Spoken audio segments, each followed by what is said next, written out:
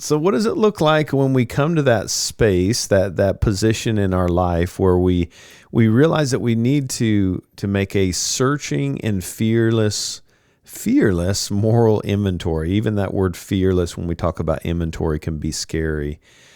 Or as principle 4 reminds us to openly examine and confess our hurts, hang-ups, and habits to ourselves, to God, and to someone that we trust. What does it look like when we come to that space and finally take that courageous step?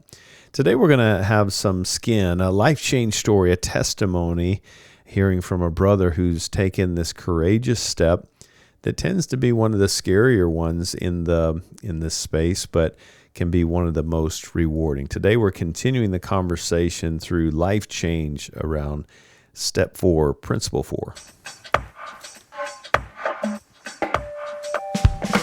Welcome to Celebrate Recovery Official, a podcast that shares life change stories, courage and hope, leadership wisdom, all centered around the Beatitudes of Matthew chapter 5 and the Celebrate Recovery principles, where Jesus gives us a model to face those hurts that have us stuck, causing havoc on our life, that leads to some unhealthy hang-ups that keep us stuck in these core beliefs, how we see God, ourselves, and our friends and family, even our circumstances, that lead to some unhealthy coping strategies we call habits or defenses or protections that always cause havoc on our relationship with others and our fellowship with God. I'm a grateful believer in Jesus Christ. I struggle with drugs, alcohol, and perfectionism. My name is Rodney. I'm the Global Field Director with Celebrate Recovery, and good to be back with you. I hope you've been enjoying this series that we've been walking through with the 12 steps and the principles and answering the why behind that, and thought we would take an opportunity to bring a brother in Christ who's worked these steps and principles and just kind of hear his heart around that. I want to invite on my brother and friend, David. David, welcome, man. Hey, Rodney. And good to be here. Yeah, good to have you, man. Introduce yourself and we'll jump in, man. Yeah, grateful believer in Jesus. I struggle with anger, codependency, and depression. My name is David. Hey, David. Hey, thanks for coming on and having this conversation. It's so important to just kind of put some hope around this, because it can be hard to kind of think about jumping into these principles and steps and applying them to our life, especially if we're hurting. But man, as you think about, kind of want to hone in on step 4, principle 4, and just to kind of bring our hearts into this space. Step 4 is we made a searching and fearless moral inventory of ourselves, and the verse that goes with that is Lamentations 3:40. Let us examine our ways and test them, and let us return to the Lord. And then principle 4 is openly examine and confess my hurts, hang-ups, and habits to myself, to God, and to someone I trust. And the Beatitude, Jesus' words, blessed, happy, blessedness. We walk in blessedness. In spite of our circumstances, he says, blessed are the pure in heart, for they will see God, Matthew 5:8. But man, jumping into the conversation, when you first either read that on the screen when you came into this circle of Celebrate Recovery, or heard it read out loud, knowing that this was something that was asked of you in this process, what was your initial reaction? What was coming up for you in that space? Probably, what? I'm going to have to do that. Yeah. That's probably, that was mine. I'll say I and me statements. But yeah, and I think there was a part of me that's like, that's a little scary, or a whole lot of scary, but at the same time, by that time in my step study, had some great leaders in that first step study. That was back in 2010. Wow. And had some great leaders who had just shepherded us toward that, though. So my initial seeing that on the screen on a Friday night, yeah, I think there was that, yeah, I know this is headed there, and that is some uncharted territory probably for me. I mean, I'd had a counselor or two before that, had processed some things, but that looks like, oh man, it is all going to come out now. And so, yeah, and it makes me curious, kind of that initial what, that is even what some of you mentioned scary. What's some of the emotions that are behind the what when you think about that? Is it fear? Is it primarily fear? Was there some feeling like people are going to reject me if they find out what I pull out, what I pull out of my heart, my past. What's some of those things that either thinking or feelings that were coming out as you organize that? Yeah, I think there's fear there. I think there was also probably shame, or am I going to feel shame through this process? Do I want to pull a scab off of something that in reality has kind of been healing, but isn't completely healed? But hey, isn't it okay just to kind of leave it that way? Those kinds of things, I think, were behind the what. And I think also just how deep is this going to go, and how is this going to hurt, and how bad is it going to hurt? Because I'm almost inventorying the potential pain that's involved here, and am I willing to pay the price? And what am I going to get for this? What's on the other side of this? Is it going to be worth it? Yeah. So that's interesting, and that is a common thing that when we talk about entering into our pain, is it gonna cause more harm than good? It makes sense, because nobody, I mean, if we're being honest, nobody likes to go back and talk about past hurts, past behaviors that we've done that we have to own and take responsibility. But what's interesting is I've never seen anybody die from this experience. Yeah. But the enemy convinces us that it's this is going to get worse. Your life's going to get worse if you do this. Well, yeah, and there's kind of this thing too, is like, okay, so if I'm doing this, does this mean the whole world is going to know all of this? Is that what you're saying to me here? Which you find out, no, it does not mean that. Right. But I think on an initial exposure to that, it can be very disarming. Like, no way.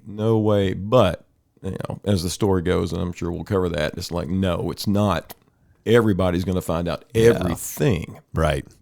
Yeah, and we talk about that, it's with a trusted, safe person. Right. That's such a good reminder. I don't think we could say that enough. Definitely. But so knowing the fear, the anxiety, this is going to bring more pain. What was it that, what was the game changer for you to say, you know what? All those things very real in my heart, my body, my mind. What was it that said, but I'm going to take that step anyway? Well, I can think of two things right out of the gate. The first one is going to Celebrate Recovery large group and hearing life change stories. Okay. Just being able to hear, flesh and blood, satisfied customers, but I like to call it living, breathing evidence that people have gone through this process and they have survived, and they actually came out on the other side of that better and at peace. And it's like that. There's nothing more compelling than kind of a satisfied customer, right? And a changed life. I mean, we say that a lot, but there's nothing more compelling. And then for me in my first step study, sitting in a room of about 12 guys, some whom, worked with me in a church setting. And and there was kind of that thing of like, okay, I've got some broken places. I don't know about these guys. And am I going to still have a job in a couple of weeks, But to be able to sit in that room, and over 2 or 3 or 4 weeks initially in step study, especially with the leaders being vulnerable, as I began to see vulnerability and survival from that vulnerability, and not just survival, but relief.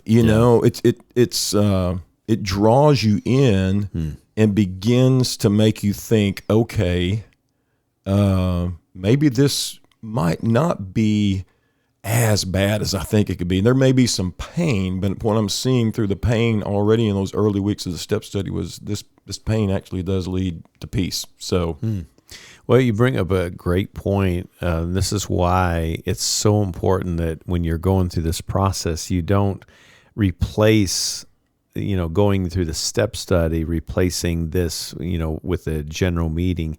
It's all part of the process, and being in that room and hearing hope, going and hearing people looking to your left and right and seeing I'm not alone, and going to open share groups while I'm working the steps.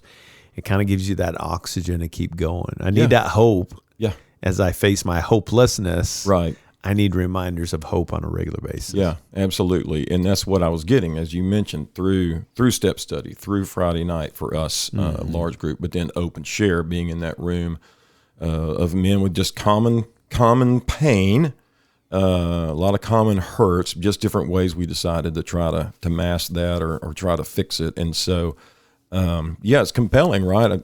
Recovery's, we know it's got to be done in community, but that community element did. It kind of was that boost that moved me toward things that I thought, no, I don't know if I could do that, but it does. It does. So you're seeing hope, and I want what they have. Maybe I'll take the shot and jump into this process. What did you learn through this process? Obviously, you learned some stuff about you specifically on things, oh, that was in my past. Oh, that was in the basement kind of thing. What's some things that you learned about you from a high level or even practical as you jumped into that process? Yeah. What's interesting when you hit book 2, I always call it's not a trick, but it's almost like this was sleight of hand, man. I'm going through book 2 and I'm about halfway through it, and it's kind of like, oh, I'm doing the inventory, right? I don't know if our leaders said, as you work through book 2, you're actually doing it. I think we picture the inventory as like this big blob that's somewhere at this big monster that we're going to hit. But as we began to process through that, through those questions, I think number one, for me, I'd been through a divorce. And so, David, what parts of that do you need to own? Not that I didn't feel like I had owned some things, and I'd gone through some counseling and even a divorce recovery group, but it brought me back to that thing of, okay, have you owned your part where you hurt her, where you just were complacent and passive in your first marriage? And how does that apply now, being remarried? And how do I learn from this so that I don't repeat those mistakes? That was huge for me, to be able to just look through the lens and go, yes, I've been through divorce. There's some hard pieces to that story, but I needed to face those faults of my own. I think another one, part of my story has to deal with a roommate in college who was very manipulative, abusive, really. And the amazing thing is I began to really dig into the inventory, and I was thinking about this today, just the idea of praying through the pen. When we journal, it's like praying through the pen. And I think for me, inventory was a lot of like praying with the pen. Lord, I'm gonna get gut level honest as I'm writing this down. This is just between you and me. Here's the pain that this guy caused me in college. And the interesting thing was, there were certain things that I could always go to and know those were pain points that happened to me. But as I began to write, things began to come up that I didn't even realize were living deep in my heart. And it was just like, I haven't thought of that since college, but it's there. And I was able for that to float up to the surface. I guess the other stuff had to get out of the way onto the paper, and once it did, the other stuff could float up to the top. And it felt so good to be able to write that down and go, wow, that was under there all this time. I've been carrying that, and there was freedom. It literally does give me goosebumps right now, remembering how that felt. Yeah. Well, and I'm just thinking, I didn't use this verse when I was teaching this principle and step, but I think it's Psalm 139. Search me, O God, know my heart. See if there's anything in me that saddens your heart. But I love the last part of that, and lead me on the path of everlasting life. It's like what you're describing that brings goosebumps is this everlasting life. You're experiencing that and walking through that. And that's a beautiful thing. Well, it is, and it reminds me of Jesus, with the woman at the well. It's like, I don't ever read that passage with Jesus, like waving his finger at her, and like, you need to, it's like he just kind of set it up for her to kind of do an inventory right there of her relational life. And once it all kind of got out, then there was this moment like, okay, finally, she got to be honest. And finally, now it's like, now life change can begin to happen, so there's that relief. That's awesome. That's awesome. I want to take a super quick break, David. When we come back, continue this great conversation around Principle 4, Step 4, and we'll kind of hear more of David's heart. So stick with me, and when we come back, we'll continue the conversation. Hey friends, did you know that we have a free resource called Mighty Networks? If you search the Mighty Networks app, you can search Celebrate Recovery Official and download that for free and join a community of others in Celebrate Recovery and just connect with people from all over the world. And we pray that you'll do that. Just go search Mighty Networks and Celebrate Recovery Official on that and connect with us today. We hope to see you online. What a great way to connect with those across the globe.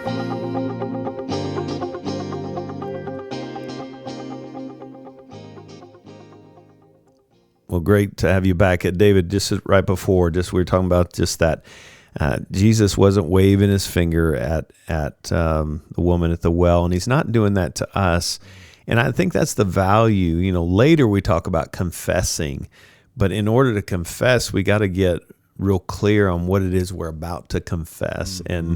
And that confessing is just saying what is true. God knows what is true. He just wants us to come into agreement with that. As you kind of got real, and I love that language, praying through the pen. That's such a great visual, and it just kind of changes my heart just even thinking about writing, because it can be scary writing these things down. Absolutely. But praying it out is just saying, God, this is how desperate I am. Here's the stuff, and it's just a good reminder. It's not just the things we've done, but the things that have been done to us. That's why we changed the language of that Principle 4 to hurts, hangups, and habits, because we're not just confessing our stuff. We're confessing what's already true that happened to us as well, that might have led to some of those, not to justify it, but to understand those behaviors. What was that like going through that holistically? You kind of touched on it, but just to be able to get this stuff down on paper.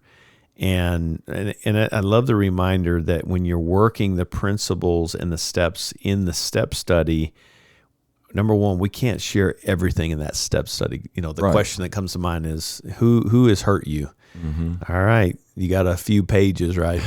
Who have you hurt? Got a few pages. You can't cover that in 3 to 5 minutes. No. And so it's a good reminder that, you know, the point of the group, the step study group, is to get the wheels turning, invite some people into that. There may be some things that we only share with our trusted, safe person. Right. Not that those groups aren't safe, but there's some things that are reserved for those special relationships, and it's valuable. But what was that like? Maybe you can speak into that, just those differences for you and the fruit that comes from that in writing out, getting honest, taking responsibility, identifying those root causes. What was that like for you, man, that whole process? Yeah, I think, you know, as I think about, you know, when I was answering the questions, you know, in the participants guide, to your point, there were certain people that I wrote down in that book, and maybe certain things I'd done, but there were certain things I reserved for that inventory sheet that I used, you know? Because it was just kind of like, and I think part of that was a progressive thing. Initially, when I first faced some of those questions through the participants guide, I didn't know for sure, can I write this person down, or do I write what I did, you know? Yeah. But the thing that happened was, by sharing even maybe one or two people or actions on my part, it broke the ice. To be able to share that in group and to come out still loved, still accepted, right?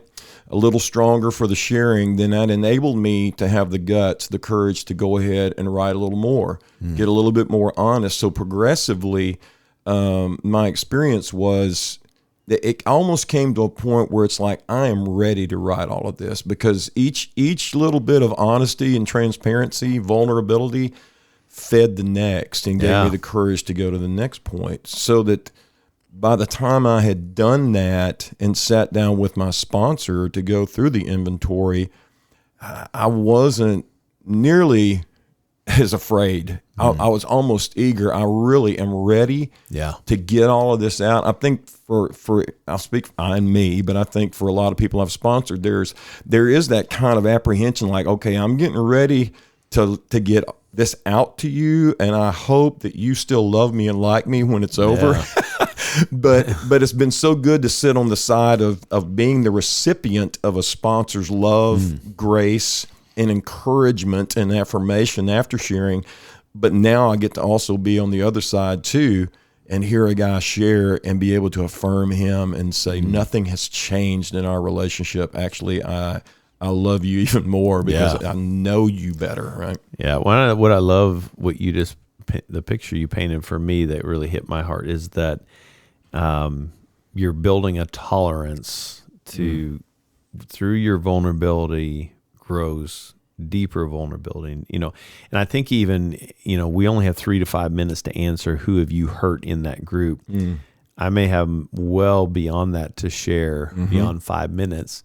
But by sharing that in a group with men, in your case, women with women, men with men, you're actually kind of creating this tolerance within your heart as you learn how to be vulnerable, maybe for the first time, as you're sharing step 4 in group and answering the questions from step 4, principle 4. It's actually preparing you for the steps to come when you actually sit down face to face and even go a little bit deeper and more extensive with the other stuff. Absolutely. Right? Yeah. It's building momentum. And I, this is not earth shattering, but I'd written down pain with an arrow leads to the process, which is that inventory in this case. But I also have another arrow that says it leads to peace. So pain, process, peace. We know that in recovery. But it's like, okay, so I was able to write this pain down. Yeah.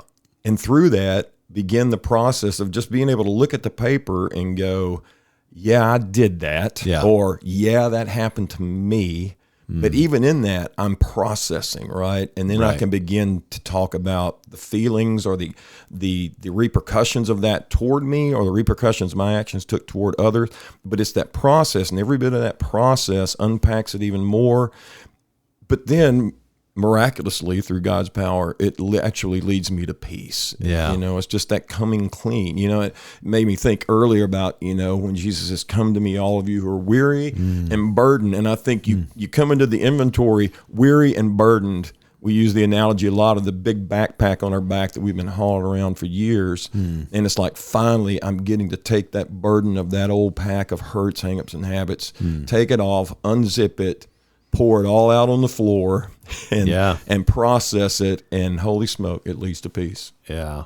Well, and I love that, the beatitude, we talk about with this principle, and principle 4, blessed are the pure in heart, for they will see God. So that fellowship with God, just, I want to see you more clearly. This thing, whether it's something that's done to me or that I've done to others, is blocking my fellowship with you.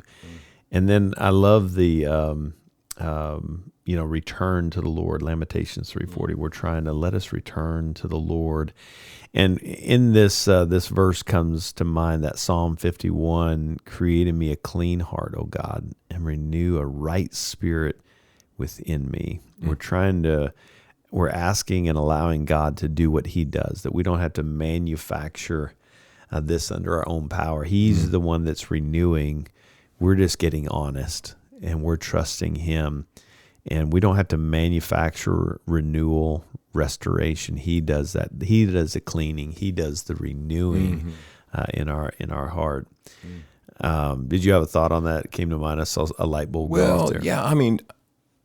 He's the one who does it. And I just think there's a miraculous piece in that. And as you were talking about that, it just made me think of just being able to move from the heart or posture of a poser, a P-O-S-E-R, to just being able to be real. I mean, I grew up, my dad was a Baptist pastor. I went to a Christian college. I knew how to wear religious mask really well. And being broken was not just, that idea in my context. I don't think you felt like you could have broken places really, maybe temporarily, but you need to fix those real quick. Right. Versus, no, I have hurt and I've hurt others. And can I be vulnerable about that and come out on the other side okay with you? Right. And so, yeah, just like what you were reading, I think it helped to move me from a sense of posing, just being able to be more authentic. And I think that there's freedom in that. I love that. So, man, one of the points that I covered in the prior conversation talking about this step and principle is this: the why is it invites God's grace and healing in our life to begin that transforming process in our broken areas. How have you experienced God's grace, and how is working that principle, that step, changed David? What does that look like for you?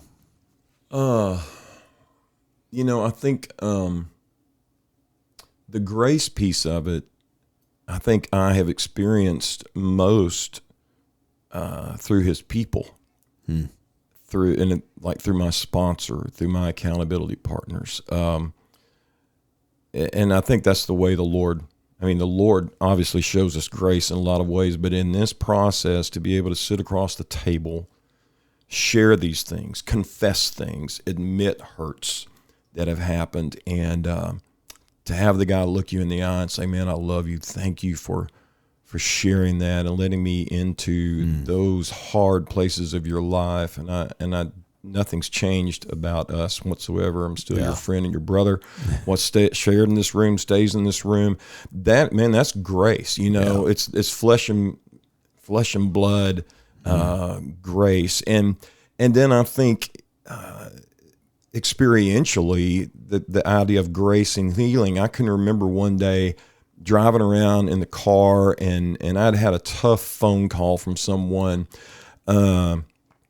who was, in essence, trying to manipulate me, trying to guilt me about something. I don't even remember what it was at this time, but I remember in the car basically lovingly setting a healthy boundary with this person. And I had not always been able to do that. I'm a great codependent.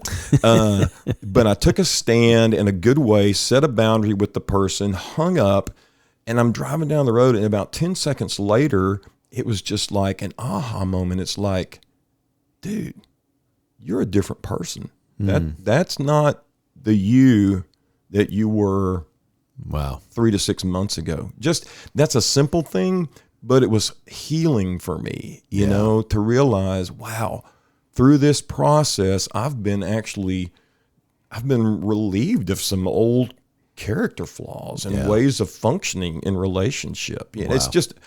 It's crazy how you may have not even thought about it. And then all of a sudden, man, through all just getting this all out and talking about my own patterns of behavior and responses, I've healed. I've changed, and it got kind of put to the test. And it's like, hey, I passed today. That's awesome. Yeah.